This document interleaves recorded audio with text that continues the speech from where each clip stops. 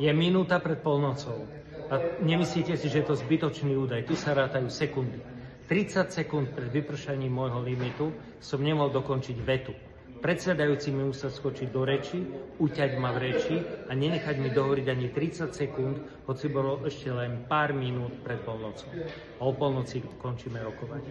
Museli sme začať o 22. Keby sme rokovať o údajne najväčšej reforme za 20 rokov v školstve, ktorá má v roku 2040 priniesť 60 miliárd eur zisku pre Slovenskú republiku. Ale minister školstva nevie nájsť pár 100 000 eur pre pokračovanie regionálnych centier podpory učiteľov, ktoré tú reformu skutočne z dola robia.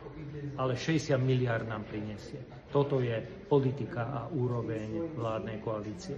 Toto nie je už ani potrubná demokracia, to už je vládnutie dekretmi. To je už podúrovňová demokracia alebo žiadna demokracia. Nechápem, prečo vôbec predstierame, že sa tu riadne rokuje v parlamente. Prečo jednoducho nezačnú vládnuť pomocou dekretov Ficových, ako to bolo za bolševických čias. Ahojte. Ahojte.